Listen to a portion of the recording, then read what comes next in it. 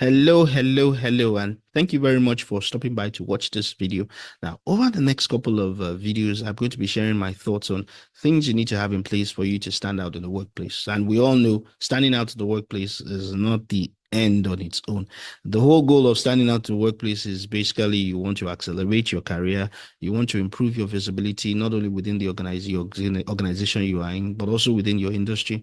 And at the same time, you want to be recognized for the value you bring in form of promotions and income growth. Now, before we go forward, let me just tell you a bit about myself. My name is Tola Akinshilere. I've had the blessing of working across multiple language countries. I've worked in Spanish, French, and English speaking countries. Currently, I'm a C-suite executive at the multi-country operations. In addition to that, I'm also the founder of the Workplace Multipliers Business School, where we work with career professionals who want to win at work and in life. Now, on to today's conversation. Like I said, today's conversation, I'm going to be sharing with you the three things. Well, now I've given you a number, three things that you need to stand out in the workplace. Yes, three core things. And we've already agreed that the end game of you standing out in the workplace is really because you want to accelerate your career growth. You want to improve your visibility, not only in your workplace, but also within your industry as much as possible. And you want to be recognized for the value that you bring in form of the promotions and the income growth that you get. Now, let's go to the first thing that you need to have in place. The first thing you need to have in place is this. You need to have a radical focus on the right results. I'll repeat that again. You need to have a radical focus on the right results. Now, why is this very much important? Because for most of us, we simply assume that the right results we should be focusing on is maybe what's on our job description. Just by the way, for your information, your job description is actually just a guide. It's not really in terms of what it is you should be delivering. And don't assume that what you and your supervisor, what he communicates at the beginning of an appraisal period where he sets your objectives is really what he wants, is really the right results you be focusing on. Because what you don't realize is that not every team leader or every supervisor has the skill to be able to accurately articulate whatever is on the back of their minds that they really want you to achieve. And let me use a personal example. There was a point in my career where I was being skipped for promotions and I really didn't know. There was this appraisal period that I think the straw broke the camel's back. And after the appraisal list came out and my name was not on the appraisal list, you know what I did? I just matched out like Daniel walking into the lion's den. And I basically went to my supervisor's office and, I told him I wasn't happy to say and everything. He tried to explain. Honestly, he told me different things. And I think the bottom line was he didn't give me a clear reason as to why I was not on the promotion list. Anyway, I went to my boss's boss and, same pitch. And then he starts, explains this, explains that. He still wasn't getting down to the nitty gritty. We went back and forth. Eventually, after multiple layers of questioning, he eventually tells me what it is that they really, the right results they really wanted for me in that particular position. But as it would turn out, I had actually delivered this right results. And during the conversation, I actually provided evidence to it. And then he goes like, hey, so then why didn't we promote you?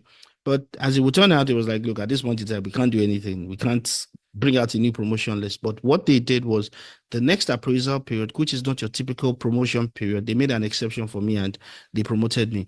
And, it's that experience that has given me a sense of deepening conscience that, look, it's very important that we need to focus on the right results and you need to develop this right skill to be able to ask the right questions from your supervisors, from your team leads to be able to understand what the right results that you should be focusing on is. Now, the second thing you need to have in place for you to stand out in the workplace is this. You need to have excellent service delivery. Now, this is one of the things that really gets tricky within the workplace. For most people, you don't realize that service excellence is one of the things that people expect from you when you deliver service. And the way in which people measure service is in terms of the value that you give to them. And let me define the type of value you give to people in the workplace.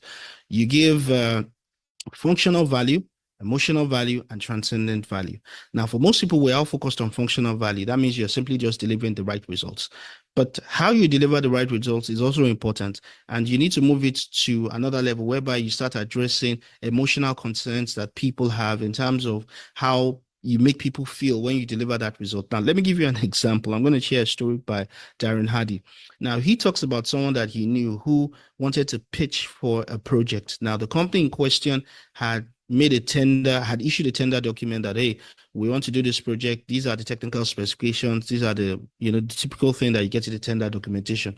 Now, what this guy did was, instead of him just pick the tender documentation and start, the typical work, he gets on the phone with the guy who's supposed to be reviewing the tender and basically ask him, look, what are the important things that keep you up at night with regards to this project?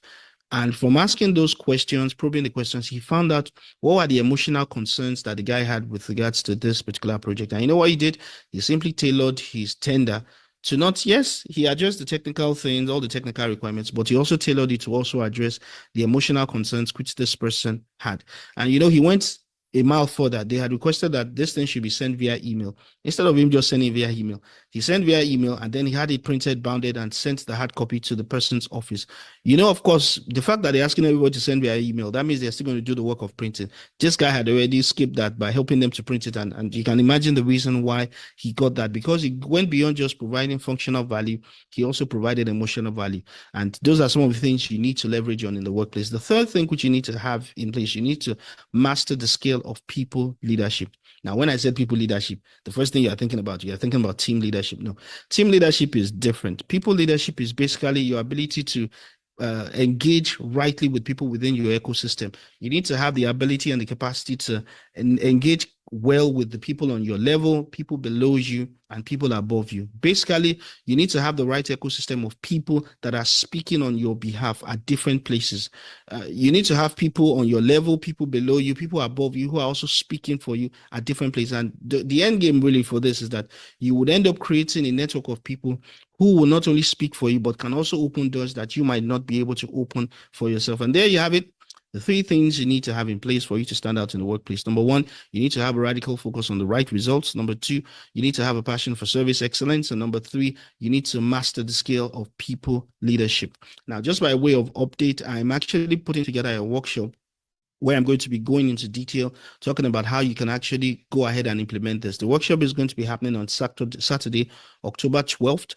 The time is going to be 3 p.m. West African time, 10 a.m. Eastern time. And the goal of this workshop is that, look, by the time we complete our time together, it's a 3-hour workshop, so it's pretty intensive in terms of what we're going to deal with.